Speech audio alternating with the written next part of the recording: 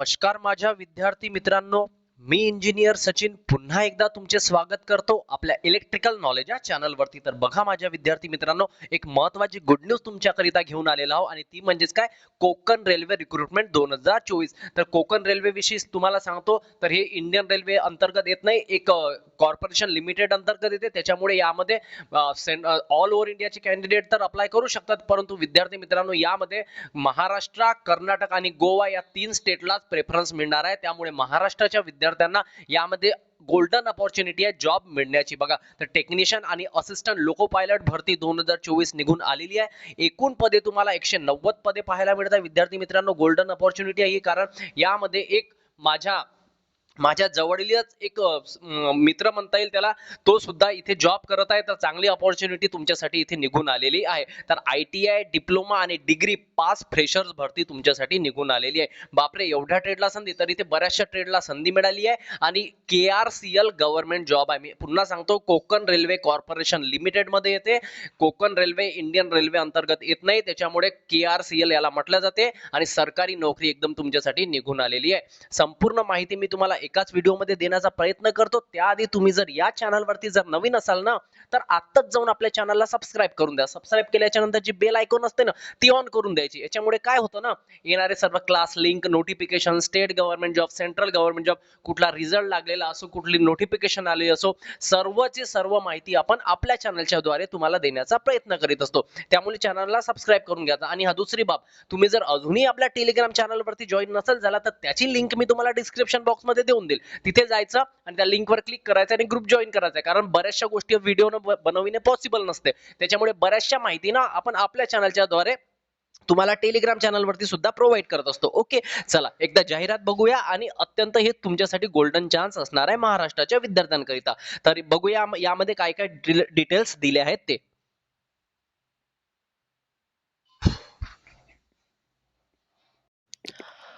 तर बघा, तुम्हाला स्क्रीनवरती दिसत असेल कोकण रेल्वे कॉर्पोरेशन लिमिटेड, इथे लिहिलेच आहे कोकण रेल्वे कॉर्पोरेशन लिमिटेड. हा लोगो तुम्हाला दिसत असेल. Employment notification number CO/P-R01/2024. Recruitment for the post on various category.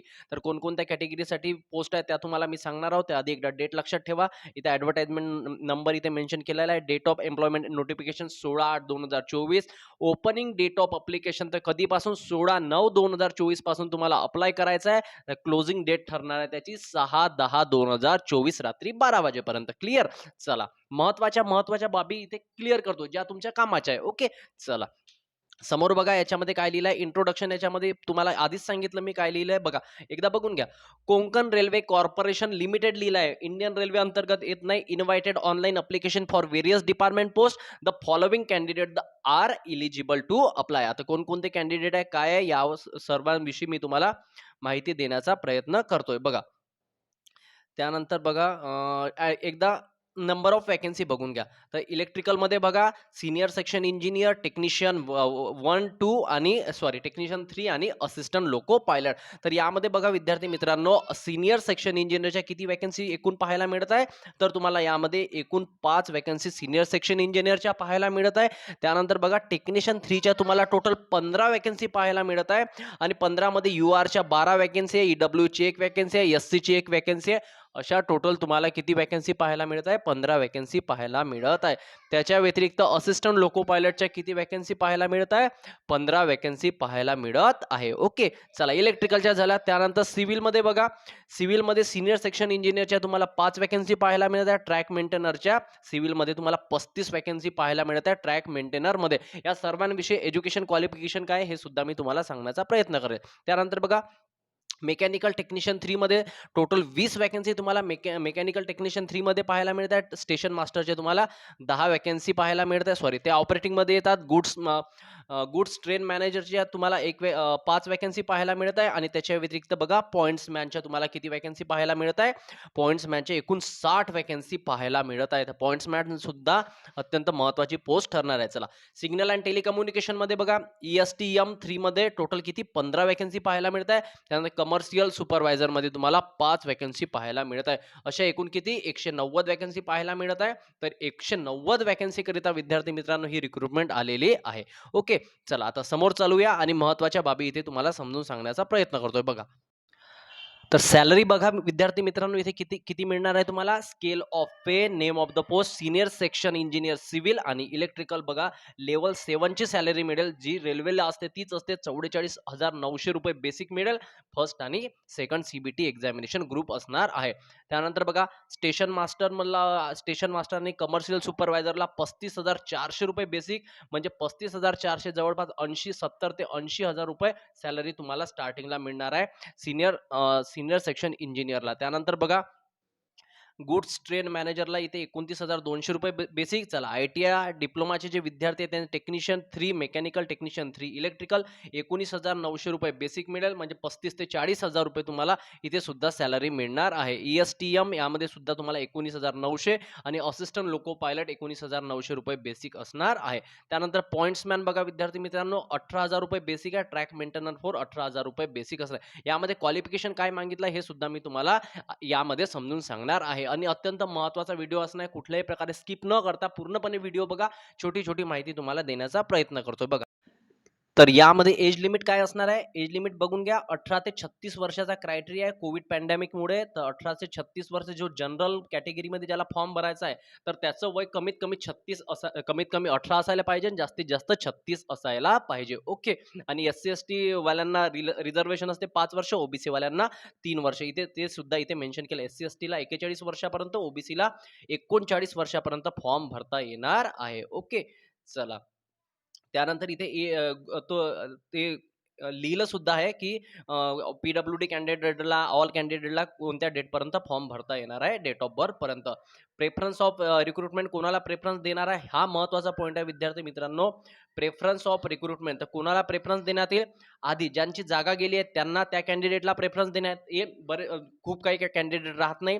Candidate registered in employment exchange along KR रूटवर ज्यांनी त्या एम्प्लॉयमेंट एक्सचेंज केलं असेल KR रूट, जसं गोवा स्टेट, उत्तर Kannada, Udupi and Dakshin Kannada and south Kannada district of Karnataka, त्यानंतर डिस्ट्रिक्ट ऑफ महाराष्ट्रामधील रायगड, सिंधुदुर्ग आणि रत्नागिरी डिस्ट्रिक्ट यांना प्रेफरन्स मिळणार आहे. त्याच्या व्यतिरिक्त हा एक पॉइंट महत्वाचा आहे, ऑल ओव्हर इंडियाचे कॅन्डिडेट अप्लाय करू शकतात, परंतु प्रेफरन्स कोणाला मिळेल बघा. हा एक पॉइंट महत्वाचा ठरणार आहे. बरेचसे कॅन्डिडेट नसतात, कारण डोमेसियल ऑफ महाराष्ट्र, ज्यांच्याकडे डोमेसियल आहे महाराष्ट्राचं, गोवाचं, कर्नाटकाचं अँड KRCL एम्प्लॉईजचं, third preference for recruitment will be given to non land losers domicile in Maharashtra, Goa, Karnataka and KRCL employees. म्हणजे ज्यांच्याकडे डोमेसियल आहे त्यांना इथे प्रेफरन्स मिळणार आहे. म्हणून महाराष्ट्रातील विद्यार्थ्यांसाठी ही अत्यंत महत्वाची संधी ठरणार आहे. ओके.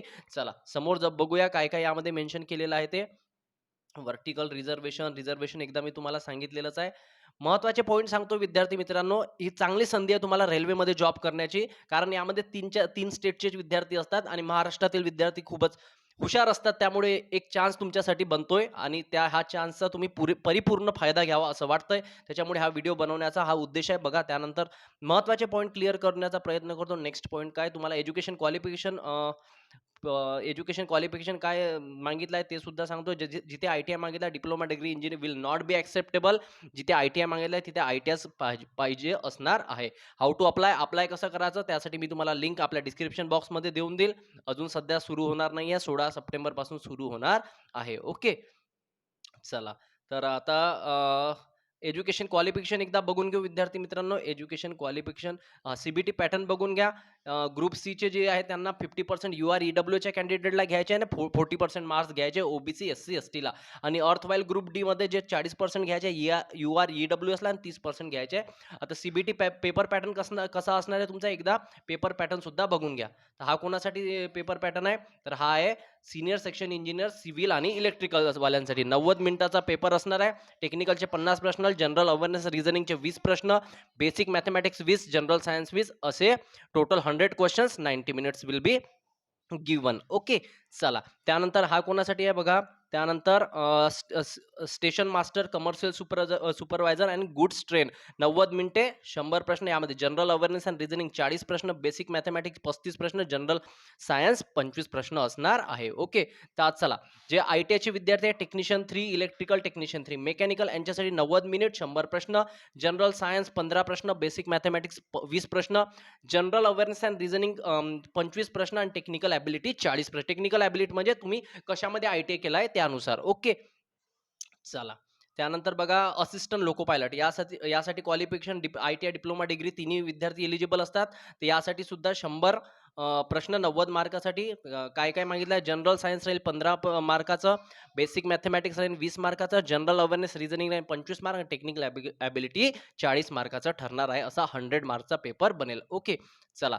आणि आता ही जी पोस्ट आहे तुमच्यासाठी आता सांगतोय तुम्हाला the section wise number of multiple choice question marks post of track maintainer and pointsman are below. जे ट्रॅक मेंटेनर आणि पॉइंटमॅनची पोस्ट आहे त्यांच्यासाठी विद्यार्थी मित्रांनो जी एज्युकेशन क्वालिफिकेशन असते ते 10वी मागितलेलं असते.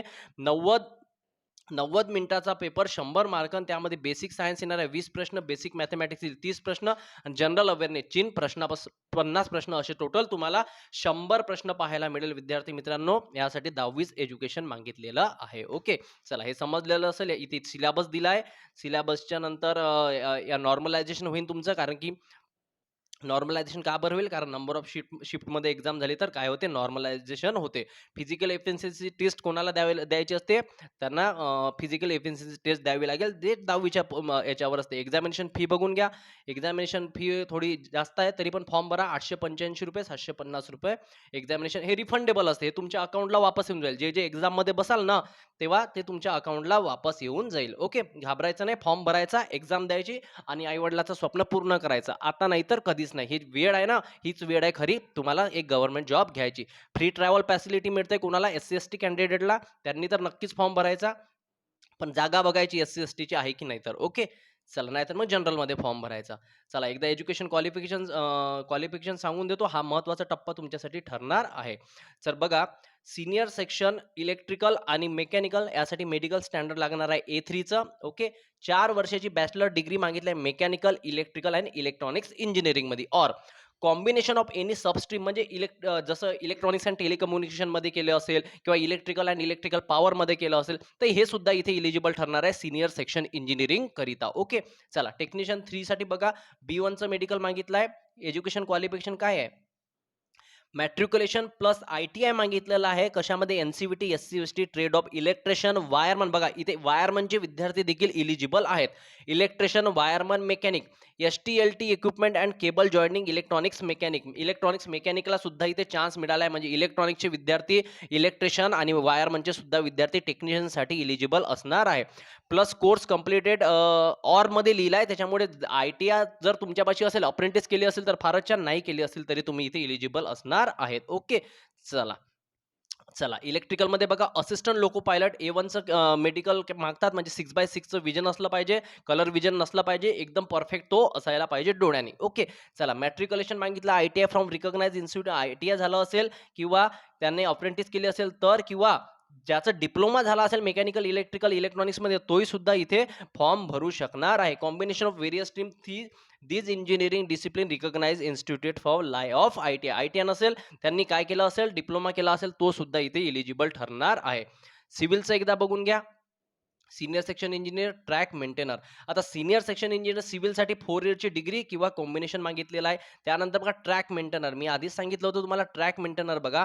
ट्रॅक मेंटेनरसाठी फक्त काय मागितलं आहे 10th pass from recognised board. फक्त 10वी मागितलेलं आहे ट्रॅक मेंटेनरसाठी. जर तुमचं जर 10वी झालेलं असेल तर तुम्ही ट्रॅक मेंटेनरसाठी अप्लाय करता. चला आता आपण टेक्निशियनमध्ये तर मेकॅनिकलमध्ये बघा टेक्निशियनमध्ये B1चं मागितलेलं आहे. ITI जर झालं असेल तुमचं कोणत्या ट्रेडमध्ये बघा fitter, mechanic diesel, mechanical repair and maintainer, heavy vehicle, mechanic automobiles, mechanic motor vehicle, tractor, machinist, welder, painter ज्याही ट्रेडमध्ये तुमचं ITI झालेलं असेल तर तुम्ही यामध्ये काय असणार आहे इलिजिबल असणार आहेत. चला ऑपरेटिंगमध्ये बघा स्टेशन मास्टरसाठी ग्रॅज्युएशन मागितलेलं आहे.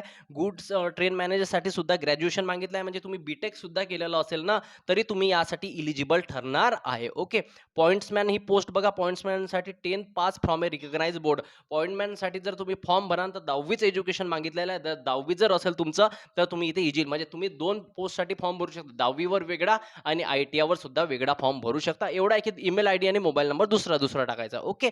चला सिग्नल अँड टेलिकम्युनिकेशनमध्ये B1चं मागितलेलं आहे. मॅट्रिक्युलेशन असायला पाहिजे, 10वी असायला पाहिजे, तुमचं इलेक्ट्रिशियन, इलेक्ट्रॉनिक, मेकॅनिक, वायरमन ट्रेडमध्ये आणि तुमच्याकडे काय असायला पाहिजे, असला तरी चालतं. ऑरमध्ये लिहिलं आहे. 12वी फिजिक्स हे सर्व ऑरमध्ये लिहिलं आहे. कमर्शियलमध्ये सुद्धा कमर्शियल सुपरवायझरमध्ये यामध्ये सुद्धा ग्रॅज्युएशन मागितलेलं आहे. ओके. तर ही रिक्रुटमेंट होती. हे सर्व डॉक्युमेंट्स वगैरे याची पूर्ण ॲडव्हर्टाइजमेंट तुम्हाला मी आपल्या टेलिग्राम चॅनलवरती देऊन देईल. चिंता करायची गरज नाही. तिथे जाऊन तुम्ही व्हिजिट करायचं आणि टेलिग्राम चॅनलवरती जोडायला नक्की विसरायचं नाही. ओके. तर हीच महत्त्वाची माहिती होती. महत्त्वाचा व्हिडिओ तुमच्यासाठी घेऊन आलेलो होतो. बरेचसे पॉइंट मी यामध्ये समजून सांगितले आणि हं, राघव एक लाईक करून देत चला ना. तुम्ही लाईक नाही करत. दिल से लाईक कर दो यार. ओके. चला एक लाईकची बटन दाबून द्या जर आवडला असेल आणि हं, वेळोवेळी मी तुम्हाला अपडेट देत असतो. कुठलीही रिक्रुटमेंट येत असो. अभ्यास सुरू तुमचा आहेच. आणखी भर पाडा त्याच्यामध्ये. अभ्यास जोरामध्ये करा आणि तुमची महाट्रान्सको, महाडिस्कमची एक्झाम आता तुम्हाला आफ्टर इलेक्शन तर नक्कीच पाहायला मिळेल आणि लवकरच पाहायला मिळणार आहे. जे पण तुम्हाला वेळ मिळते ना, संधीचं सोनं करा. आता नाही तर कधीच नाही. आई-वडिलाचं स्वप्न पूर्ण करा. समाजामध्ये स्टेटस निर्माण करा. आता नाही तर कधीच नाही. मी वारंवार सांगत असतो तुम्हाला, चला एक सरकारी नोकरी घ्या. कारण येणारे तुम्ही 2 ते 3 महिने जर चांगला अभ्यास केला ना, तर येणारे तुमचे 30 ते 40 वर्ष ना सुखाचे जाणार आहे इतरांच्या कंपॅरिझनमध्ये. ओके. चला विद्यार्थी मित्रांनो, भेटूया आता पुढच्या व्हिडिओमध्ये. तर एक लाईक तर बनतोच. लाईक करून टाका. तोपर्यंत भेटूया. बाय. ओके.